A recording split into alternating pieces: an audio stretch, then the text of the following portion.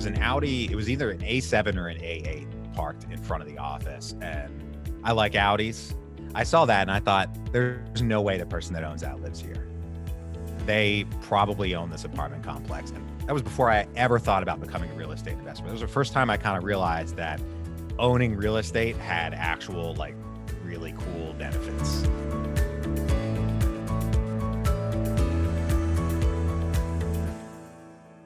Welcome, everyone, to the Road Less Traveled show. This is a show about people that were successful in a prior career and left that career to take a different path. I'm your co-host, Richard Coyne. And I'm your co-host, Bill Zahller. On today's show, we have Taylor Loht, who's joined us. Bill, over to you. Yeah, Taylor, well, thank you for being on the show, The Road Less Traveled. We appreciate it. Hey, it's great to talk to you guys and to your audience. And, you know, Bill, it's great to see you again. It's been a couple of years. And Richard, it's great to meet you. So I'm thrilled to be here. Absolutely. Well, Taylor, can you tell us a little bit about what your former career was, and then how long you were in that job, and then where you transitioned to? Sure. So, you know, my background is in chemical engineering. I mean, I went to school for chemical engineering many years ago now. It's surprising how quickly they go by looking back, but, you know, that's the way it goes. And left school, was quickly got into career as a chemical engineer, doing engineering type of stuff, and knew within probably the first week that it wasn't the right fit for me, if I'm being honest. Really maybe within the first couple of hours, don't even make it a whole week. And, you know, over time, throughout the trials and tribulations of sitting in the back of the office in a cubicle and hating every day, eventually transitioned into sales, where, you know, I thought I might want to go into more of a sales type of thing, right? Because everybody's a salesperson at the end of the day. But I was scared, you know. I was afraid, because it's you know, sink or swim. You got to perform when you're in any kind of sales, and, you know, in the real estate space, and when you're working with investors, or, you know, trying to close deals or anything like that. You're selling yourself, you're selling your business, and people have different priorities based on where they're coming from. But I eventually made that transition and found that was really, you know, the right fit for me, whether it was selling a particular engineered product, or, you know, selling a deal to my prospective investors, and, you know, started investing in real estate. And then here we are. And it's funny, you know, looking back at I don't, obviously COVID's going on and stuff. Don't go to class reunions, but you know, it's just time's flown by, you know. Well, I tell you, Taylor, you're so right. I mean, in all reality, everybody is a salesperson, whether they want to acknowledge it or not. You know, but in my career, you know, I was an IT consultant. I didn't particularly have a real strong technical background, but I went into the field, and, you know, and I kind of went on the technical path for a little bit, and then I really started moving more toward the I guess the leadership path, and ultimately project management, program director, things like that. You know, but then, you know, midway through my career, I moved over to sales, and you know, certainly, you know, when I was in the full-time delivery mode, delivering projects, whether I was managing them or doing something down in the trenches, you know, obviously you had the responsibility to deliver a good product. But at some point in time, you know, when you move over into the sales side, you know, that is an evolution that I think is a natural thing for people that have good skill where they are. I mean, there's some people that never want to sell, and you know, good for them. But again, it was something that I think obviously, you know, is pretty natural, and you know, obviously, you know, you moved in that direction yourself. So yeah. Yeah. Well, and hey, everybody, as an adult, everybody's bought a car, right? And it is a properly miserable experience because of, frankly, the sales experience, the way it's such a hard sell. And that's the picture we have in our mind of what salespeople must be like, you know, but it's just, that doesn't need to be the case. Right. And I think when you get into higher dollar things, or, you know, when you're talking about an investment, or, you know, whatever, more of like a business type of situation, and you can focus more on, you know, value and what it's going to really offer to the other person. And, you know, not to say take it or leave it, but you don't need to be, you know, high pressure, buy, the old kind of sales thing. And yeah, sure. I mean, Kiyosaki tells the story, in one of his books, I think it's Cash Flow Quadrant, maybe, where he had gone over to Singapore and he was being interviewed by a journalist. And she talked about her goals and dreams and wishes, how she wanted to be an author. And he said that she should learn to sell first.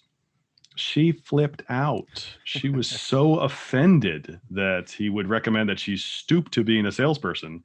And, unfortunately, you're right. There is a lot of, bad press that salespeople get.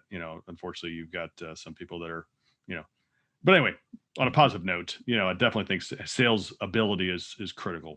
So, but like you were saying, Taylor, I think it matters on the product too, right? You're not going door to door selling knives or a vacuum cleaner, and then once you left, people are wondering why they spent all that money. They're unhappy with the sale, right? Our job is to create opportunity and educate people. And it benefits everyone for it. It helps, them reach their financial goals, reach their time goals, whatever it happens to be. But, it's a different idea. It's more of a win-win scenario than it would be, if you just walk out with a bunch of encyclopedias that you didn't want and one and done transactions versus building like a lifetime or, a lengthy long game, I guess, in the business. Mm-hmm.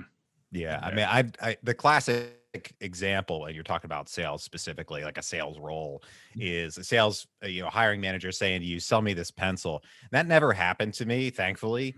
But if I have thought about what if I found myself in that situation where somebody said that, and my honest question would be, do you sell pencils? Do you want me to sell pencils? Because if so, I don't want to sell pencils. There's very little value in there. There's no differentiation, whatever. Are we selling, a commodity, no disrespect to pencils, of course, but are we selling a something unique that offers value to the other person, that they're going to genuinely want it? And, we can point out the benefits and features and things like that are going to get them to be more interested in moving forward. But, it comes down to also, I think everybody's felt sold on something in the past where they had some level of buyer's remorse about, a not small type of purchase that they made. And they just think, man, salespeople are dirt bags. And that's happened to me too, right? We've all bought things and then thought, man, I got sold. You know? Yeah. And nobody wants to really, shouldn't say nobody, but we don't want to feel like that's the kind of salesperson, so to speak, that we would be. Right. Well, Taylor, you could have missed an opportunity. I do hear that pencils are coming back, and they're a pretty hot commodity coming up. I mean, so just anyway. So Taylor, as you think back to your previous career, whether it be kind of in the engineering trenches or whether it be in the engineering sales side, whichever, is there a funny story that you can share with us that kind of made you think, why am I doing this? I think back about you guys. I'm sorry for you or your listeners, but I break the fourth wall all the time, right? And you guys sent me that question before, and I just want to say that I have genuinely, you sent me yesterday. I spent the last day kind of thinking about that, and it's tough to come up with something humorous that I think would be relevant to the audience, and the reason being is the reason you get into real estate investing. Everybody's kind of got different reasons, but something that I observed, back when I was in the office, was a lot of my coworkers who were much further along in their careers hadn't put a focus, especially early on things like building other streams of income or building other, wealth generation. My whole brand for my podcast is about wealth generation strategies. They hadn't put a focus on that, and they were, maybe in their 50s or late 40s and kind of doing the math and realizing that there's not really retirement in their future or retirement at an age that they really would like to target.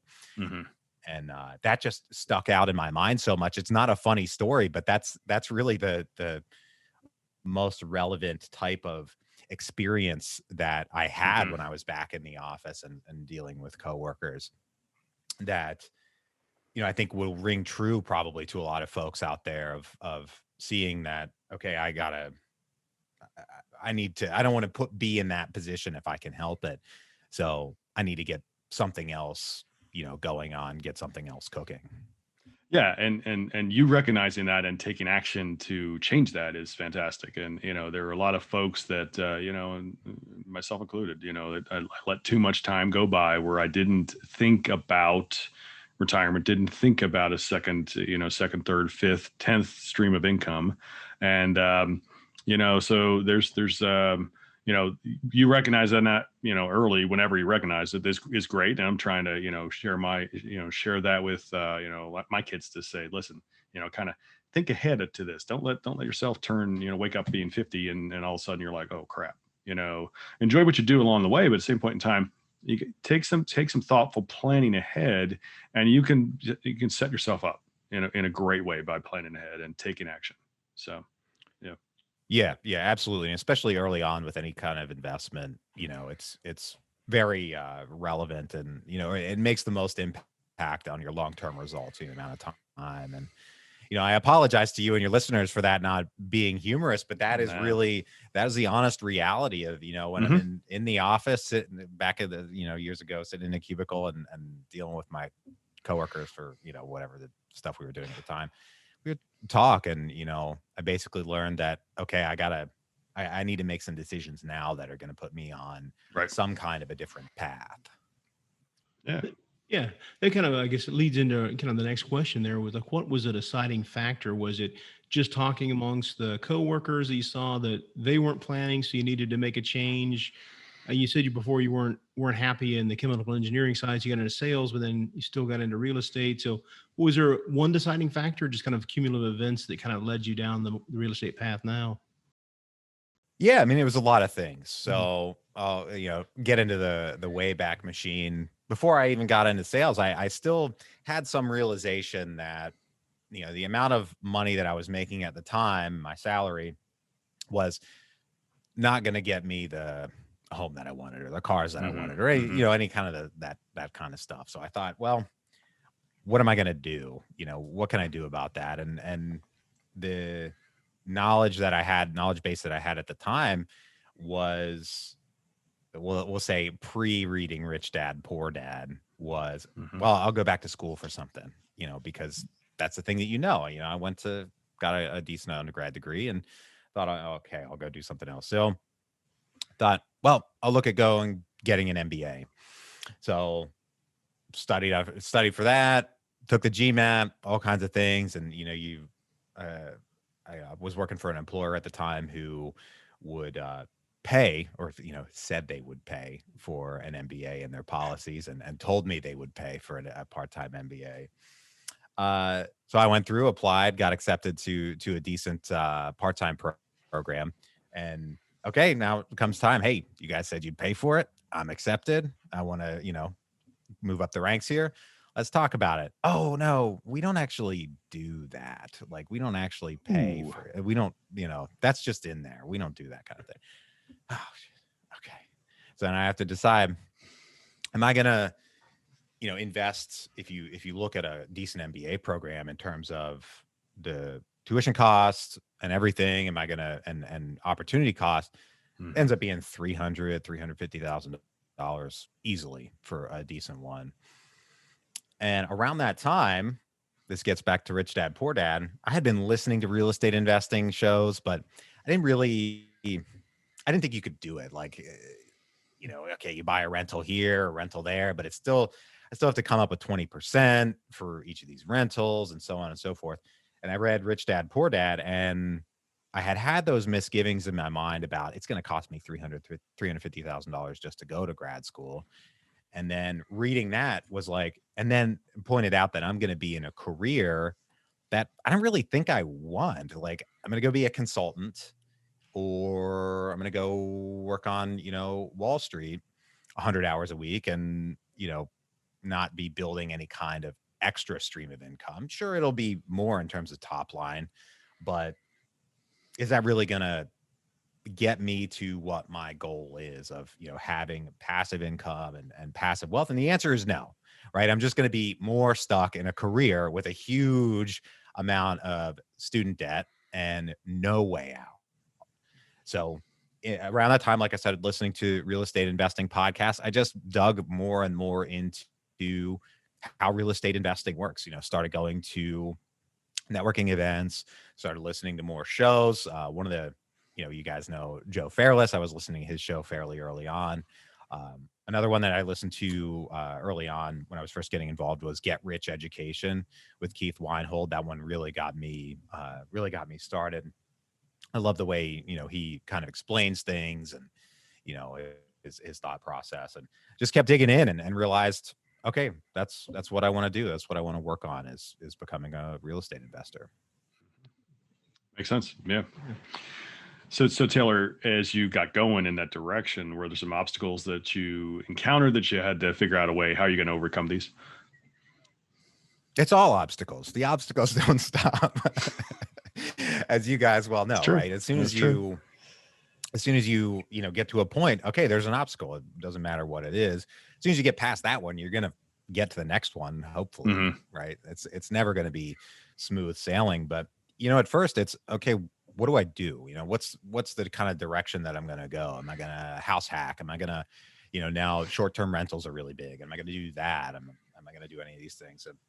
So the first one was really kind of deciding the route I wanted to go, which, what I wanted to do was become a syndicator because, I try to figure out why exactly I wanted to do that. And there are a lot of very good reasons as for why syndication is a great strategy. Obviously you guys do it, I do it, and a lot of listeners probably either invest in it or do it themselves.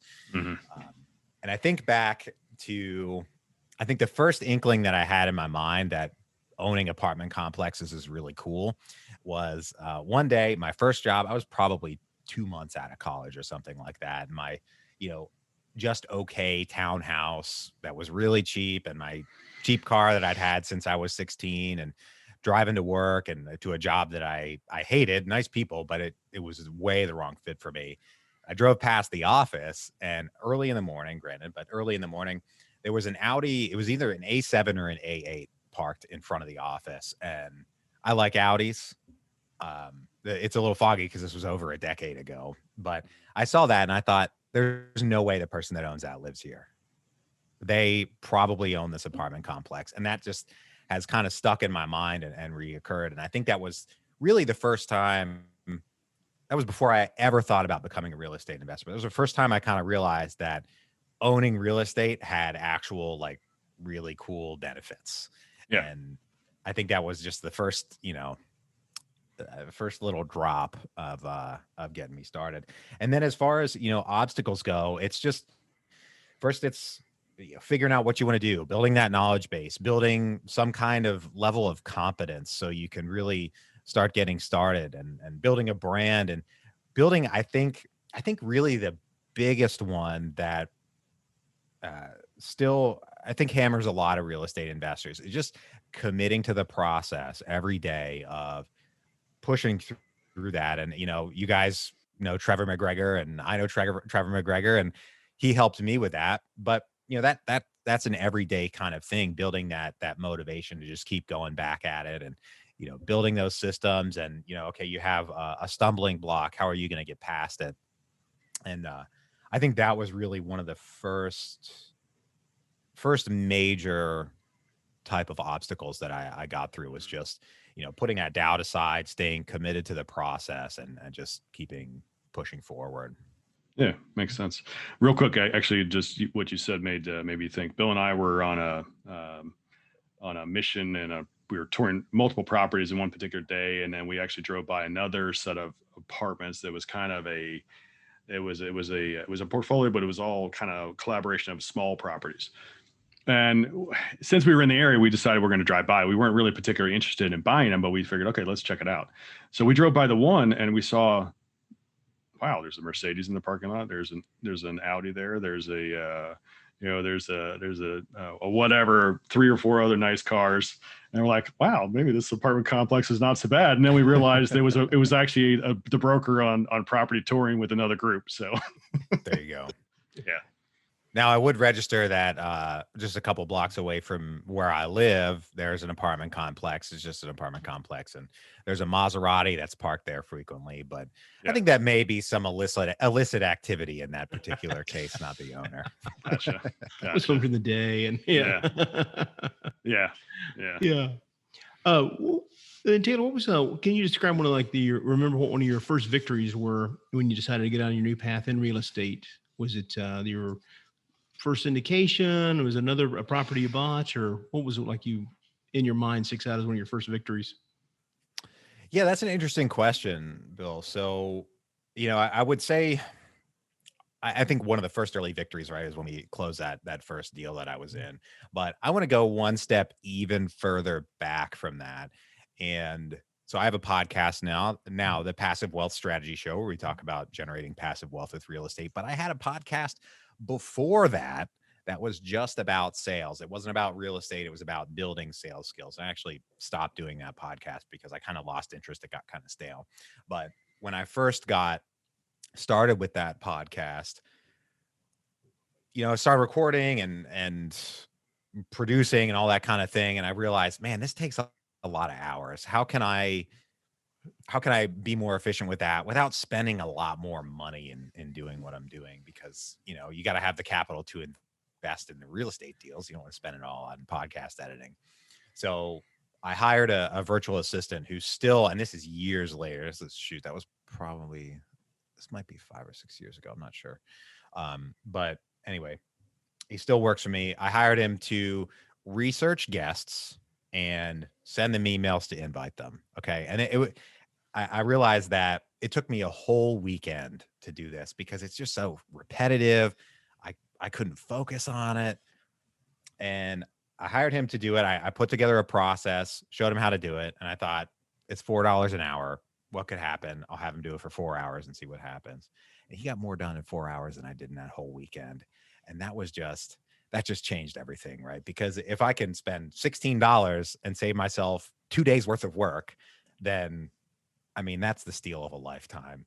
And that showed me showed me that initial benefit of outsourcing tasks and building systems. And that has led me to invest in things like a CRM and more advanced, podcast editing and all those kinds of things that help you scale, help you do more, and produce a return on investment and a return on your time, give you some of your time back and help you focus on higher dollar per hour tasks. And that is really one of the biggest recurring themes that I get when I talk to very, very successful syndicators about how they run their business. They're really always focusing on spending their time on the highest dollar per hour tasks. I did a mastermind, literally a week before the coronavirus really took off. We were in this mastermind at the Renault Winery in New Jersey. As we were sitting there, I think it was a Friday or something, the S&P 500 was crashing that day, but it was before the lockdowns, but the stock market kind of knew what was going to happen. Yeah. The guys are getting notifications on their phone and we're trying to, pay attention. And that was really one of my biggest takeaways from that weekend was these guys who are successful names that I'm not going to name drop, but they're talking about how can I spend my time on the $1,000 per hour tasks. Right. And if I could pay somebody $4 an hour to handle, anything, that's a deal. And that was really an early victory for me. Yeah. I remember you spoke of Trevor earlier. I remember he had talked about like green time and brown time. The brown was all the back office that had to be done, but the green stuff is what, is going to get you to that next level and which, you as an entrepreneur should be focusing on, guiding the team toward those pursuits. Yeah, so it's, I think it's critical. I think when we get stuck in it, you get stuck in your business, working in it versus on it. And that whole, time balancing, like you're saying, is critical. Yeah, absolutely. Yeah, I used to like to cut my grass, but I learned a long time ago that's not worth my time. I can put my time to better uses, far better uses. So yeah. And again, I think that's actually the mark of somebody who's working on their business instead of in their business, is thinking about and looking for those ways to optimize and continue to become more and more efficient. We like it's a phrase Kaizen, continuous improvement. Always looking for the way to do something better. And when we do that, we've made a lot of growth changes and positive changes in our business just this year. And awesome. Lot more to do. But yeah, so Taylor, do you have an anecdote that you can share? You make it funny if you want, or you make it serious if you want. That's something memorable about your current where you are now that's kind of made you say, yeah, this is a really good path? Well, if I, well, this is, I'll just share something I'll say it's on my mind right now. Sure. And, Yeah. it's a struggle that I'm going through right now, if I'll be perfectly honest about it. Hmm. And it ties in with what I was just talking about. So I've got folks who, um, edit my podcast now. It's a company, obviously I'm not going to say their name.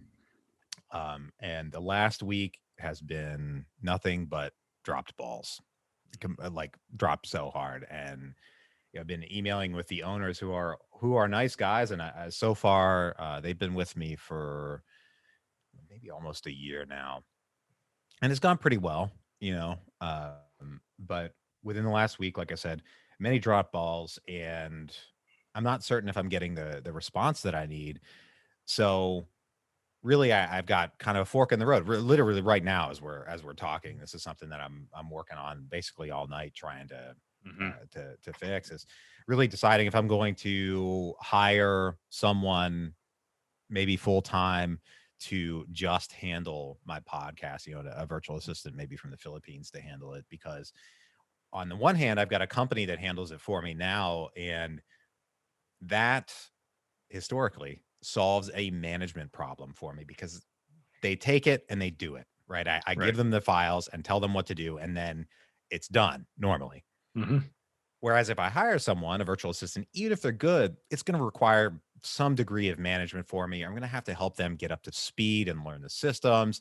And that takes my time. Either way, there's going to be some level of working in the business on that to get them up to speed, train them and everything. But hopefully that produces a positive result on the other end. And, at first, it's been happening within the last couple of days, I've just been grumpy about it, because I've got a newsletter that goes out every week to my email list. I've invested a lot of my time and money in building this email list, and Right. and time in the content. I mean, I had guests this week scheduled, which the episodes eventually went out, but they went out late, which is not good. Hmm. That I mean, I was really excited about. The one guy's got a huge following and a really interesting message and a fascinating story of, like, completely everything falling apart. He lost everything and then he built it back. And then, other guy is the syndicator coming on my show talking about technology tools that passive investors should expect syndicators to provide to protect their information and their money. It's all about Hmm. security, which I think does not get enough discussion and attention. And I was so excited for those episodes to go out and those guys to share them and my audience to hear them. And then they go out, 12 hours late or 2 days late or not at all, or the Hmm. WordPress, post is missed. And, I'm getting in my head. I'm like, I'm just thinking, these sons of guns, they've done so well. I'm so disappointed. But what I'm working on now is internally, okay, how is this an opportunity for me to learn and improve? Hmm. Okay. So I've got virtual assistants, potential virtual assistants talking with now about hiring to produce my show. And I'm trying to turn this into, and I am turning this mentally into, where is the opportunity here? Okay. So, and I've got opportunity here. If I bring it in house, then I get more control over how the show notes are written. I get more control over how the guests are notified, which I think is actually one of the big holes in how my editing company has been doing it. The guests get notified day of, and that's it. Not, a week ahead of time, so they can kind of plan and stick it into their marketing schedules. Yeah. The WordPress posts leave a little to be desired. I think there could be more to be done there. The video editing, I have an idea of how I want that to be done, and they're not doing it because it's not a service they provide. But if I get a virtual assistant to do it, then I get that. I can pay them $4 or $5 an hour, which is a good amount of money for them where they live, but it's a very affordable rate for me. And then I get, YouTube videos out of that folks can watch on their phone. I mean, I love YouTube. I listen to podcasts on YouTube, and that is another opportunity for me there. So, that is something I'm excited about, perhaps a little bit begrudgingly, but it's because there's opportunity there. And, I don't want to say the name of the podcast company because they've done a good job so far. And this is like a little stumbling block, but I think this is an opportunity for me to continue to scale my show, because right now I do 3 episodes a week. But if I bring that in house, I could do daily. I mean, shoot, I'd really prefer to do like one every weekday, because I love recording podcast episodes. It's so much fun. If I bring that in house, then I can get it done a lot more efficiently. I can get that information out to my listeners and my audience and just continue to grow. So, that's something that I'm turning on its head. It's at first, earlier this week and late last week, it was a big pain in the butt, but I'm turning that around and turning that into an advantage. The old, I mean, it's not that old, but the Jocko Willink thing of something happened, good. I'm turning that into a good. There you go. There you go. Excited. Good. And you come out better for it, right? I mean, once you get it, like I said, as you grow, you have to continually evolve your processes, and your systems in place. Because, one thing that, when you start out, you're trying to do everything yourself, right? Because you want control and you want to make sure it's done right and you're learning everything. But at some point you realize that you have to expand the team and put, experts in each little particular niche to grow to the size and scale you're going to need it to be at to make it an ongoing concern. Yeah. Yeah, absolutely. And something I'll say, I always try to recognize, this is somebody who I'm sure you guys know, and everybody I think in this space knows, but one guy who is really good at this, and I've learned a lot from in having dinner with him and talking with him, but also just like watching him, is Whitney Sewell. He's really, really good at hiring people and outsourcing these things and focusing on working on his business rather than in his business, and doing the highest dollar per hour tasks. He's very, very good at that. And I always try to, give him some respect and acknowledgement for, perhaps inadvertently, but he's always very giving with information, for him helping me and showing me and helping teach me, how he does it. And so I can emulate his example. But no, he was on our show a while back, and I listened to his podcast where he talked about, you were saying, the hiring process, and we'd had several conversations, offline about that over the years. And I remember reading a book. Was it Top grading? Yeah, was he'd recommend on how he went through the process, and it was amazingly how detailed they spelled out in the book, the interview and little trip up things to get to see if they're actually reading the questionnaire when they respond, and, something to show they have some kind of technical ability for the assistant. And it was very good. I have that on the next to read shelf. So it was a recommendation from him. Yeah. He's great. Yeah. Well, Taylor, where are you today on your journey on your new career path? As you said, you're starting to scale, you're doing more podcasts, you've got a newsletter. Where are you in your path and where you're headed? Sure. So on the podcast side, another thing I'm really excited about that I haven't mentioned so far is that I've recently partnered with a couple of affiliate partners that offer real estate investing services. Some of them are crowdfunding platforms. Some of them are in the debt and notes space, so that, for my listeners out there who aren't interested or don't want to invest in, private placements, I can still offer them something, turnkeys or note investments, things like that. And, I'm open that I receive an affiliate commission at no cost to my listeners, but it's, I'm excited to be able to obviously make a return on that, but also offer these companies who, I've gone through and evaluated them, and some of them I invest with just to make sure I understand their whole experience. So I'm looking forward to continuing to grow that as a part of my a podcast. And then we discussed offline before we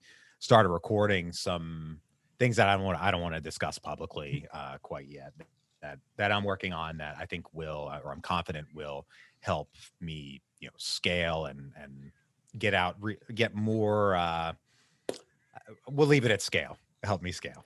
We'll leave it there. Makes sense. Yeah. So Taylor, just again, look into the future a little bit, look down the road a bit. What do you see down the road? Continue to do obviously what you're doing, is some of those secret projects you referred to, but kind of what do things look like down the road for you? That's an interesting question. And, honestly, if you'd asked me that 10 years ago, let's just say 10 years ago, I would have been 100% wrong. I would have been so wrong. If you'd asked me that 5 years ago, I probably still would have been pretty wrong in a good way. Right. I'm pleased with how things have gone. So as I've kind of realized that my predictions about the future generally are incorrect, but they're kind of in the right direction, but they're wrong. Yeah, sure. I try to maintain a trajectory and maintain goals, but remain flexible with how things wind up. So, over the next few years, I want to keep scaling. I've got numbers in mind in terms of, how many deals and units we'll want to do, obviously, but I like to keep those to myself. Sure. My Yeah. affirmations time. Understand. I want to keep scaling a show. Many folks, some folks know, some folks don't. The kind of the behind the scenes of the podcast space is that for most podcasters out there and podcasters that do it consistently, podcasts are actually a loss leader. They're really an expense in terms of it's a marketing tool, right? And that's just kind of the way it is for most podcasters until you hit a certain scale where you can sell advertisements that pay for a lot of the back end. And that is another one of my goals. And again, that's to turn that into at least a break-even venture. I don't want to get rich off the podcast itself. I want to keep dumping that money back in and continue to grow the podcast off of the earnings that are coming in and will continue to come in through some of the affiliate partnerships that I mentioned before. And those are some of the things that are in mind. I'm also, since we're talking in mid 2021 here, I'm working on looking for a nicer house, a bigger house, but the market's just absurd here in Richmond. So I'm, turning the gas down on that. But within the next few years, we'll probably buy a bigger house and upgrade a bit here. And yeah. So Nice. Yeah. I think Tony Robbins talks about how, most people overestimate what they can do in the short term and grossly underestimate what they can do in 10 years. You set a plan, work the plan, keep driving, take the next step, keep on iterating, and that snowballs and grows with it amplifies and exponentially with every positive step you're taking. So very good. Yeah. And another thing I'll add just while we're here is, for listeners, I train Brazilian Jiu-Jitsu. I'm a blue belt. I want a purple belt. Man, yeah. I think I can get it.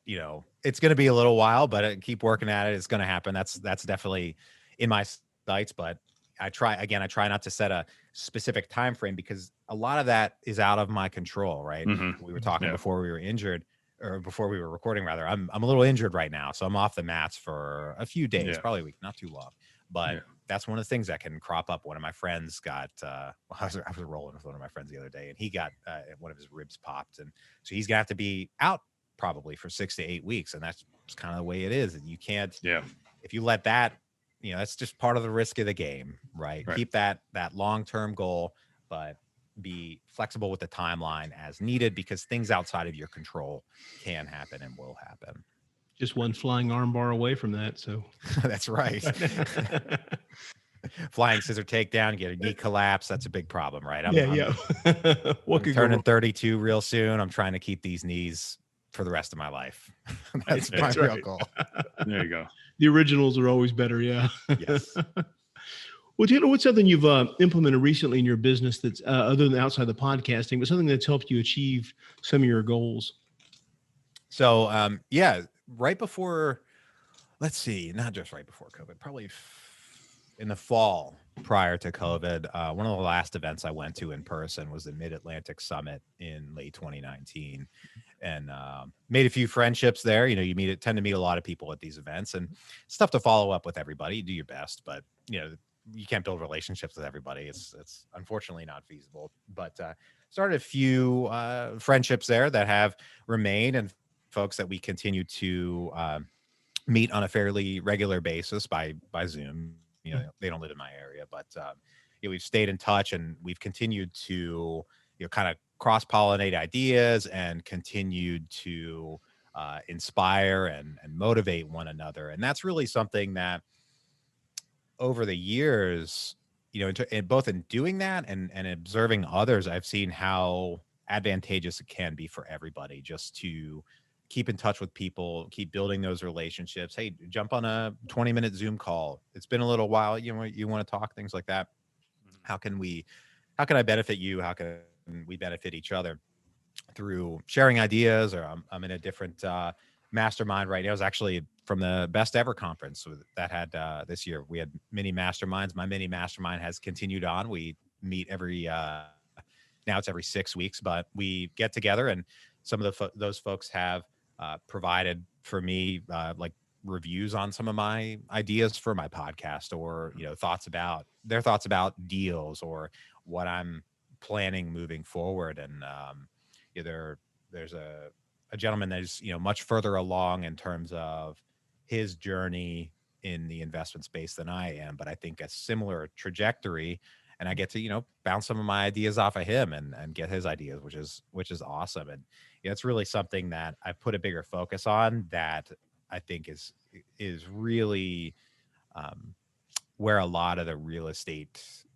business and value creation happens, in terms of building those relationships, doing your best to lead with value. How can I help you, and just continue to grow? You don't know who knows who, or what somebody needs, and just get in touch and see what you can do. And I've only just seen that demonstrated over and over and over again. It's been really, really helpful. And just an example, one of my friends I made is, he wrote a book, he's starting a fund, and he's going to be making this big push to be on podcasts. And obviously, I've got a podcast, happy to have him on. He knows a lot of things I don't know. He has a successful investing history. So he came on my show, we recorded an episode, and since we're friends, I was honest with him. I thought, man, I don't think I was, I didn't think I was talking to you. I thought I was talking to somebody else, and I think we should re-record. But after we stopped recording, provided him the recording, I said, but let me know what you think,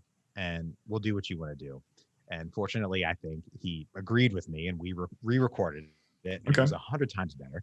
But that was a way that I think I can provide value. Is okay, I've done both a podcast. I've probably recorded 350 interviews as an interviewer. As an interviewer, I think I have a decent idea of what a good interview and a bad interview sounds like.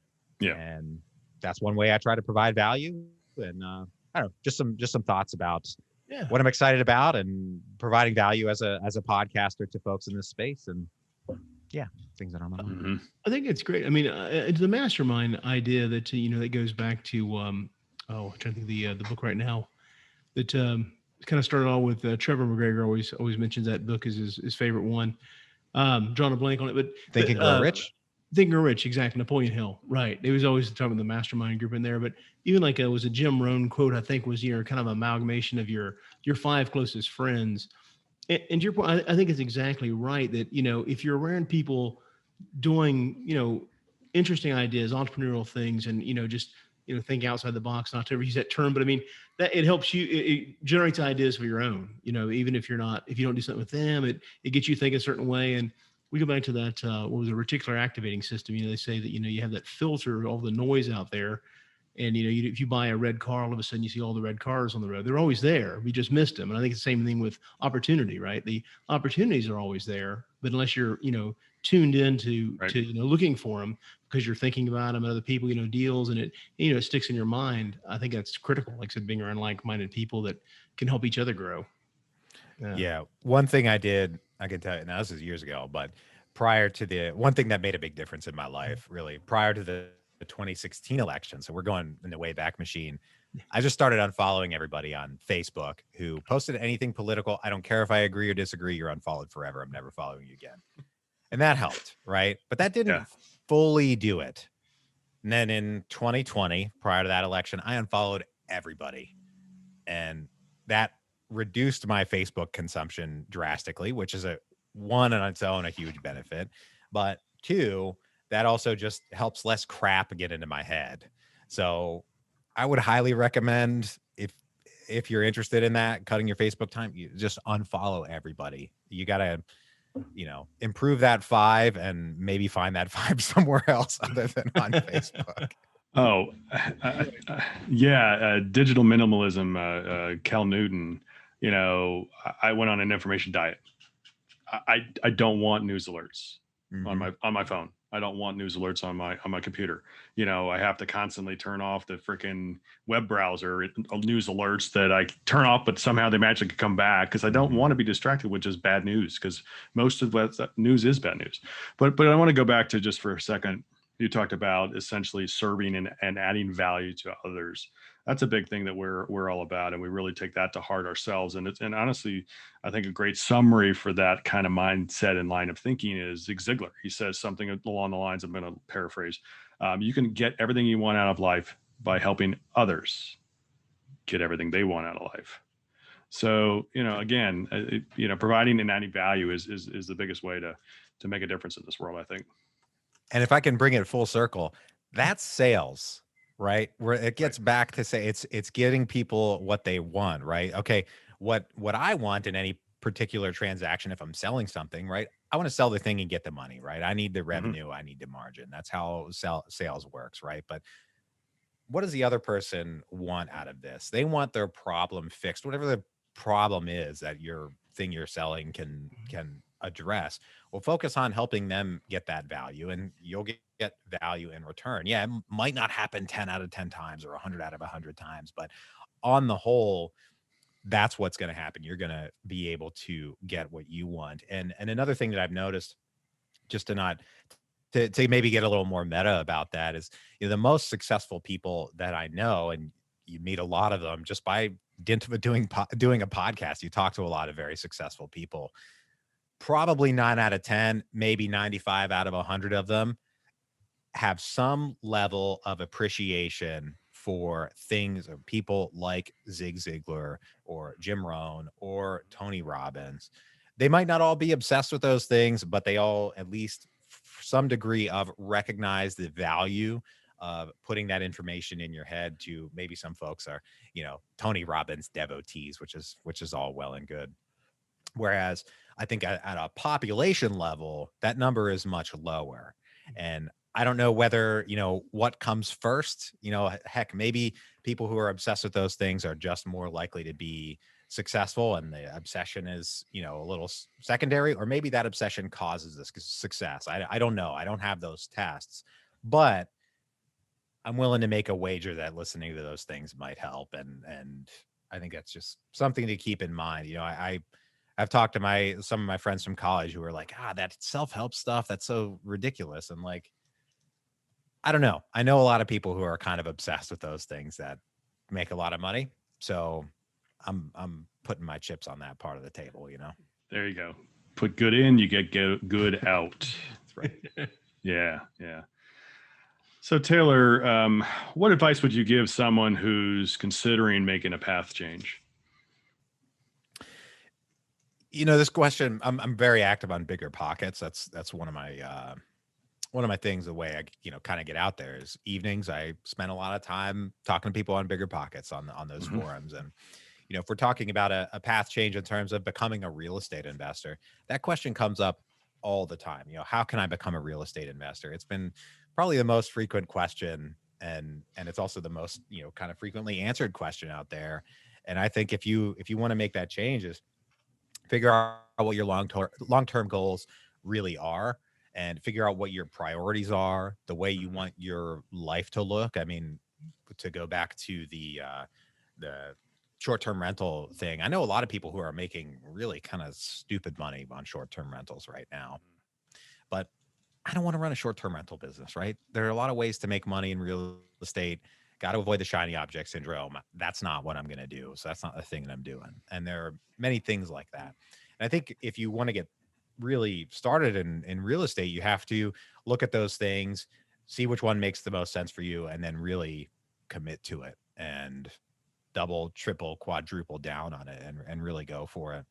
And if you don't have all the money, then find a way to add value to someone else. Can you track down deals? I mean, there are a lot of people doing very well with wholesaling. They're just hustling their butts off, making a lot of money, but it's a lot of hard work, right? They don't always have all the money, but they find people that have the money and need the deals, and they can obtain value that way by, helping others get value. So get educated, pick a path, know your priorities, and then just really commit to it and avoid try to acknowledge if you have shiny object syndrome and avoid, going down those shiny object paths. Right. Yeah, makes sense. I mean, again, I thought the same thing that, listen, there's so many, if you talk just simply about real estate, there are 50 different flavors of it. And, one may be great one week and it might be down the next, but at the same point in time, there's still so much you can do in that space that, you gotta pick somewhere to focus. And then my thought is that focus, get good at it, and then broaden when you need a new challenge kind of thing. But just don't chase after everything, because you're not gonna be able to do it. Right. I would definitely go deep, not wide. Right. I mean, because it's kind of it's odd because like all the organizations to get people to sample stuff, and I think it's okay in the beginning to, figure out what you want to do, but then focus on it. Because, every month at the local RIAs, they'll have a wholesaling or a flipping or notes, or there's always one new thing. And the guy makes it sound really exciting. Everybody runs the back and buys the course and comes in, but, 2 months later, it's collecting dust and they haven't taken any action on it. It's because they're not really committed to it. It's just, it sounds interesting, sounds easy until they get into it. But yeah, I think it's great advice. Definitely find a niche, stay focused on it. Everything's not always better on the grass isn't always greener on the other side. So yeah, go deep and become an expert in your field. Yeah. Taylor, what's the best way for the listeners to be able to reach you? Find out more about your podcast and what you're doing. Yeah, thanks, Bill. So the show is the Passive Wealth Strategy Show. You can find it on any podcast app that you have, or it's on all of them. Website is passivewealthstrategy.com. And what we talk about on the show is building passive wealth through real estate investing primarily, and escaping the Wall Street casino. That's a little thing that I've added recently, that I've realized how many folks out there acknowledge that there's just too much uncertainty in investing in what Wall Street has to sell, whether it's short term or long term. I think it's a better strategy to try to target building wealth through cash flow rather than accumulating, shares of the S&P. And I'm not even saying I don't have shares. I do have shares of the S&P and I hate it. I need more real estate. I want to get rid of those things and continue to reallocate into real estate investing. But yeah, that's what we talk about on the show. And you can find me there. My email is Taylor, TAYLOR at passivewealthstrategy.com. And look forward to seeing folks on the show. Excellent. Well, we'd like to thank you, Taylor, for being on the Road Less Travel show today. Enjoyed the conversation and wish you continued success in your endeavors. Thank you very much. Likewise to you, Bill, and Richard. Richard, I hope to meet you in person someday. Absolutely. And folks out there, if you want to I've compiled, in my opinion, the top 6 ways to escape the Wall Street casino by investing in real estate. Go to passivewealthstrategy.com. There's a pop-up.